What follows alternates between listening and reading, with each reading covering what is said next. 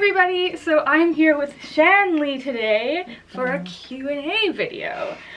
We put out the call on Instagram for you guys to ask her questions, and you guys came through. We have 28 or 29 questions for Shanleigh. Good lord. And that's not including duplicates. So let's just get into it. I'm gonna start with things that are kind of related to OwlCrate, and then just like general bookish life stuff. Sound Excellent. good? I'm here for it. Okay. So, question number 1 comes from Kinsey7323. What does your typical workday look like? Well, usually means that I start work at around 10, and it's just diving straight into emails, and it's that for as long as there are emails to answer. Some days it can go by really quickly, other days it's like a full workday. Other than that, I also help Karina out a lot with putting stuff up in the shop, so I get that done either on the slower days, or if I just take a break in between, I do that as well, and yeah, that's pretty much it. You come to the office a couple times a week? A couple times a week. Yeah. Usually I can work from home, or if I'm feeling extra fancy, I go to a coffee shop that has Wi-Fi, and then I just feel like one of those really important people that are actually working on things at a coffee shop. I've always wanted to be one. And now you are. No, I am. Wow. It's amazing. Cool. Okay, so your second question is KeenanY02 is asking, what is your favorite thing about working for OwlCrate? Probably getting to know you guys. Because it's nice to get to know the people behind the camera. You know? Oh yeah, because I guess, had you known about OwlCrate? Yeah, I was a subscriber in like early days OwlCrate. Like you guys started 2015? Yeah.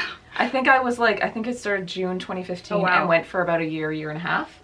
Cool. So I've known of OwlCrate almost from the beginning. I was a subscriber early days.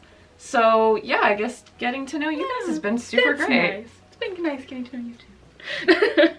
Okay. Books and Leaf is asking, what's your favorite past OwlCrate item? Now, are we talking like the stuff I've been getting recently as for working for OwlCrate, or from like back in the day? Whatever.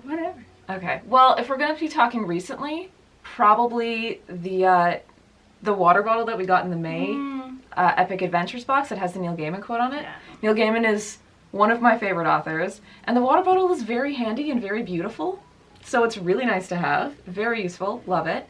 If we're talking like back in the day, there was that I think it was like Albus. Oh yeah, I know what you mean. It's a banner. It says Albus Dumbledore supports marriage equality. That's the one. That's the one. That was in my very first box that I ever got, and I was just like, wonderful, and I immediately put it on my bookshelf, and it was just Insta-worthy immediately. Did I Instagram it? Absolutely not, but it was. Yes. So probably that, and then the water bottle have been my two faves. Nice. I love that banner too. That was before I was subscribed. Okay, we have a controversial question now. Author Helen Power is asking, what is your favorite and least favorite OwlCrate book? Favorite would probably have to be the Adam Silvera, More Happy Than Not. Still, cause like it's a great book, and it came in that box with that banner. It did. Like I think it have a lot of really good memory associated with that first box I got. Yeah. So that one is still like nothing has been able to hold up to that. Plus Adam Silvera. Amazing. Least favorite. The Eliza and Her Monsters. Oh. Yeah, I don't know. I really wanted to like that one, and I think I just had super high expectations and they didn't quite meet them. Cool. Interesting. Yeah, these are deep cuts here. Yeah, usually people love that book. I'm sorry. It's okay, you're allowed not to like it. Opinions, I'm sorry. Okay. KDC is asking, what is your background? Did you work or go to college for anything bookish before working for OwlCrate? Well, before I moved to where OwlCrate is here, did we say Vancouver? We're in Vancouver. Yeah, well, okay. Before I moved to Vancouver, I don't know. Before I moved to Vancouver, I lived in Winnipeg actually, and I worked at an independent bookstore there, and I worked in the children's and teens section. I did a lot there. I was there for many years, and I ran book clubs. I fell in love with kids and YA books all over again. Perfect. And then I decided to come here to actually get an MA in children's literature, which is what I'm doing currently, sort of aside from OwlCrate stuff. I'm supposed to be writing my thesis to actually complete the MA, but here we are. Here we are. Filming this Q&A. Instead we're doing this, and this is much more enjoyable, so thank you. Alright, so last OwlCrate-centric question from Books and Libros, our friend Felix. How would you describe your job to someone who has never heard of OwlCrate? Well, OwlCrate is a YA book subscription service that also has a middle grade book option. If you didn't know. If you didn't know, there you go, there's a plug. And every month you get a book and some really great items associated with the general theme. They're really fun, really cool. What I do is I answer customer service questions, and that can range from anything of, can I get this box to something ridiculous has happened, please help me for the love of God. Yes. And I answer all that entire range. I feel like we spend a lot of time describing what OwlCrate is to people. I think more so than the actual job. Because the job is just customer service. People know for what that friends is. and family, they're like, "Hey, what now?" Yeah, I'm just like, when I told people, I was like, I got a job at OwlCrate. They were like, what? It's like, what's a... And I was like, it's a thing, alright? It's a thing, it's cool, it's got a whole world in and of itself. It's cool, just trust me. It exists, believe me. It's a thing, it's a thing. Alright, so now into the bookish questions. Some of these kind of overlap, so you might have to get creative. Oh boy. But let's get into it. So Palm Katie Books is asking, what's your favorite rainy day read? Which is going to be something you're going to need to be reading a lot now, as True, Vancouver in true. September. I guess that's like the book that you reread the most often, like a comfort kind of I a read thing. it, Ever since I was a kid, it has always been Ella Enchanted. Oh, nice. By Gail Carson Levine. Thank you. I never know if it's Levine or Levine. I think it's Levine. Well, Ella Enchanted at the very least. It has always been that one. That book is still in my top 5 favorites. I still reread it. It just gets me. It was also one of my very first, I guess, introductions to what a fairy tale retelling could be. Right. And that's actually what my entire thesis is hopefully going to be about, is variations of fairy tale retellings. And so, thank you. If it works out, it will be cool. And I guess it was the very first one, so I guess you can find, like, almost all of my interests sort of branch out from... that's really interesting. Ella Enchanted, and I still reread it. I've never read it. Oh my god! I know! It's so good! Alright, Christy MJM is asking, what's a book everyone should pick up right now? Right now, Shanleigh. Well, the book I'm telling everyone to read right now, I'm actually also going to be recommending to Vay. That's fine, she doesn't know. Okay. Well, In Other Lands by Sarah Rees Brennan. Because it is everything you need in a fantasy. It's political, it's satire, it's queer, it's the greatest thing ever. That one. Everybody please read it. Are there also Fat Mermaids? I think there are. There's a whole thing with like the main character and how he just desperately wants to see a mermaid, and everyone's like, they're not what you think they are, and he's like, I want to see a mermaid. What about that do you not get? I just did that based on the cover. There's a fat mermaid on the cover, which I'm into. Yeah, the cover is great. It doesn't really encompass the tone or the vibe. Oh. Of well, the the cover's great. But the cover is great. It's not quite the same vibe. Right. But the book is spectacular. Nice. Kylie Ona is asking, what is your favorite book series? Oh boy. It's a tricky one. It's super tricky. I think I'm probably gonna have to go with American Gods, Neil Gaiman. Is it technically a series? I don't know. But there's definitely a massive world there with American Gods and Anansi Boys, and he did also write a short story that was published in one of his more recent short story collections that had the main character Shadow sort of battling in a Beowulf kind of a situation. It was Beowulf and Grendel, and he was playing the Beowulf character. It's good. I'm sure I've read it, but for some reason it's not ringing a bell. I can't remember what the name of the short story is called, but it was sort of a continuation of Shadow's story. That's cool. So we're gonna go with American They're Gods. like companions to each other. Yeah, right? That counts. The world is still the same, so I'm gonna go with that one. Excellent books. This isn't bookish at all, but it's a funny question, so we're asking. Cardboard BB8917 is asking, what is your favorite flavor? Just in life? Just, yeah. What's your favorite flavor? Mint chocolate chip. Good one. That's my favorite ice cream too. Thank you. Okay, Kinsey7323 is asking, what was your favorite book in high school? High school? In high school it was probably Twilight. Nice. It was Twilight. I have outgrown Twilight. I'm one of those people who sort of... I sort of compare reading the last book to like The Emperor's New Clothing. Yeah. where I read it and I saw the series for what it was. It was so good. It's so fun. For like the moment in time. Yeah. When I was in high school. I have kind of outgrown it.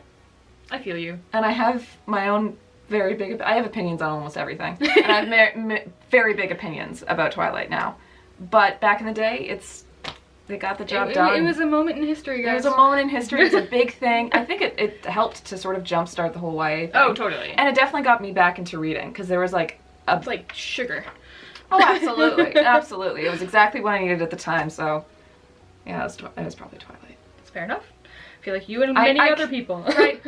I'm confident enough in who I am now to admit that it was, in high school, it was probably Twilight.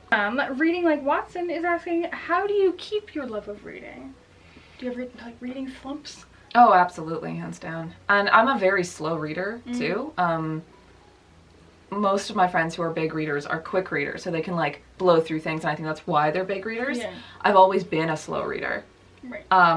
And that's not to say that I don't read a lot. I think I read almost double the amount because I'm such a slow reader. Right. But how I keep it, I don't know, I guess I just keep going for what I want at the time. And for me as well, I don't really like reading a ton of series. I prefer standalones, one-off stories. A two-parter I can totally handle, but anything more than that, I start to sort of like side-eye it a little bit. Right. So I kind of like the one-off stories. I like the complete package of book. And I guess that's... I never really think about how I keep my love of reading, because it's always been there. Even if I go through slumps of not reading for a few months, it's always there. Yeah. It just wanes and waxes. Good. Okay, so now we have a bunch of questions from Felix at Books and Libros. Love it. He's always great at asking. Lay it on me. Do you have any hobbies besides reading?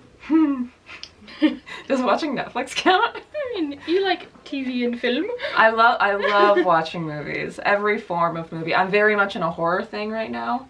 It's been kicked off by seeing It Chapter 2. Right. So then I went home and rewatched It Chapter 1, and then Hill House, and then I started Marianne, which is horrifying. I guess movies. I listen to a lot of podcasts as well. I'm not sure if that's a hobby, if you can count that as a hobby. I should probably do something with my actual hands at some point. But for the moment, it's just ingesting more stories in any way, shape, or form I can get them. Nice. Who is your favorite book villain? Oh, that's a good one. Ooh, dang. I know, it's a hard one. And I love villains. That's the thing. They are regularly some of my favorite characters. Book villain. I'm gonna go comic book here because he's always been my favorite, and it's gonna be the Riddler. Okay. I used to watch the 60s Batman TV show as a kid all the time, and Frank Gorshin as the Riddler is so perfect. He finds this balance between like mania and sort of like this like calm presence, and that's sort of like cool calculating villain has always been my favorite, from like Jafar, Riddler, onwards and upwards. They all have sort of like the same kind of vibe. And when I started reading comics when I was a little bit older, he still was my favorite villain, because he's not used as much as like Joker, Poison Ivy, things like that, because you have to find a really smart storyline to put him into so that he can sort of rule the show. So I find he's used sparingly, and because of that, he's not overused. Good. So the Riddler. Nice. Who is your favorite author? Neil Gaiman. Period. No explanation. Felix also asked, do you like cats or dogs? And by the way, he says cats is the right answer. Dogs. I love puppies. I know. I have a bag that says, "Can I pet your dog?" I adore dogs. I do love cats, but I was raised with dogs, big dogs, my whole life, and all dogs are puppies, and all puppies need hugs, and so dogs. Dogs. On a tangent here, I was watching a YouTube video yesterday. Tyler Oakley. Yeah. He's and he's like, can somebody be bipedal? It's like that you like both cats and dogs, and I was like, that's me. I love it. Bipedal. Okay, I am bipedal, leaning more dog. Okay, so that's good.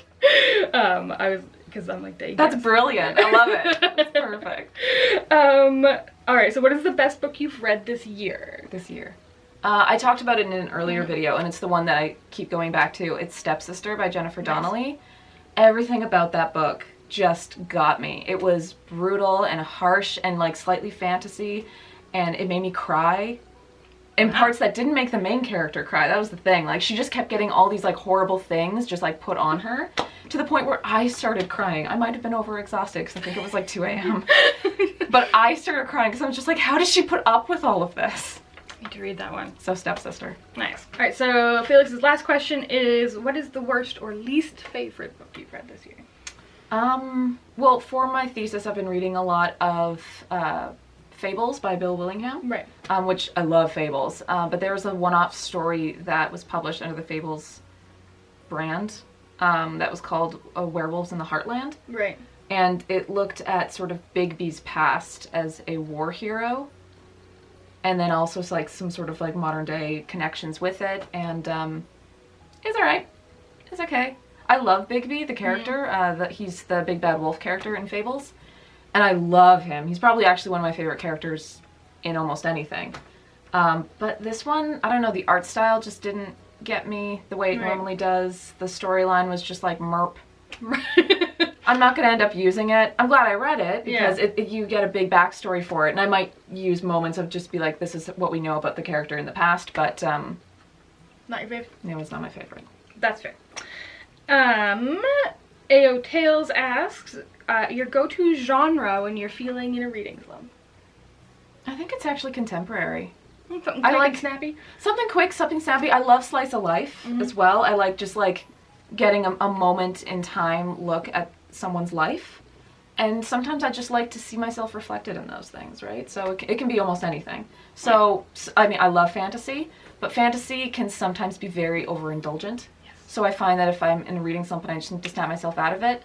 I get a quick modern contemporary, and sometimes not even fluffy. It's like a hard-hitting contemporary. But yeah, that's what I need. That's my cleanse it powder. What did I just say? Cleanse it powder. It's my cleanse it powder. I'm leaning into it. It's my cleanse it powder. That's fair. Favorite reading snack? Coffee. A latte specifically. Vanilla latte from almost anywhere. Because you can't mess up a vanilla latte. And they're warm and cozy and lovely. Although now we're getting into fall season, so that means like warm apple cider. Oh, I love that. And like, it's hard to get a good one, but when you get it, oh boy, the world just opens up. So good. Alright, Iris Albino is asking, if you could travel into any book, which would you pick? See, that's tough, because almost every book is like super dangerous to go into. I'm gonna say probably Lord of the Rings. I want to be in Middle Earth. But like the Shire? Rivendell. Oh, yes. I love the elves. I love Elrond, I think probably the most. And Rivendell, I mean, granted I'm, basing the image off of the Peter Jackson movies, but Rivendell and the way they made Rivendell in the movies just... So beautiful. I swoon over it. It's a very beautiful theory. Yeah. I think Crystal also said Middle Earth, but she said the Shire, so hey. You guys can be friends. Oh, we're close. Yeah. It's like a walking day trip, right? Perfect. Owens SH9 is asking, what was your last knock your socks off read? I like that. It was probably, I think Boom Studios. I think it was Boom Studios. Doesn't matter. They are doing a retelling of Buffy the Vampire Slayer. Oh. And their first volume is out, and it is so good. It updates it to modern day, so you have Buffy using like cell phones and stuff, but it's more than that. Like Willow is out in like issue 1, panel 1.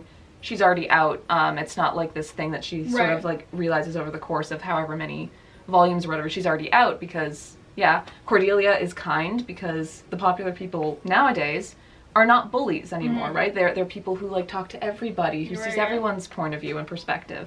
So they've tweaked it just slightly. Nice. And Xander is kind of a terrible person, which if you rewatch the show, you're like, okay, some of those things don't exactly age well, but they've really leaned into it, and it's really good. I am super impressed, and I'm really excited to see where it goes, especially the way that volume 1 ends. Nice. Cool. Megan Kavanaugh is asking, what is your favorite YA book? You have a favorite YA book. Just like period? I guess. Oh boy. Or one that just like stands out. Stands out among the crowd. Won't hold it to you forever. Yeah, I mean, this is a big statement to make. It is a big statement. There are so many books I love. I guess I'm gonna say it was one of the first books that really blew me away when I started working in kids and teen, which stuck with me to this day, was Serafina by Rachel Hartman, which is a super high fantasy about a world where dragons can take on human form, but they're sort of considered both second-class citizens and like species to be feared by the ruling class humans. And there's like courtly intrigue involved, there's a massive conspiracy at play, and Serafina, sort of the main character here, she's like smart and calculated, and you don't really see characters like that so much anymore, and she exists in a world that she technically shouldn't be alive in. It just really got me, and I just never really got over my love for that one. There you go. And I met Rachel Hartman last year, and she's so cool. And now she's also got 2 other books in that series, and it's fantastic. Yeah. Some Kind of Wonderful is asking, what book would you bring if you were stuck on a deserted island for life? For life. You guys are asking way too many hard questions. I guess you'd want something like kind of hefty. If you're reading it again and again and again, that has like lots of layers and depth to it. Only thing coming to mind is Lord of the Rings, because like the omnibus edition.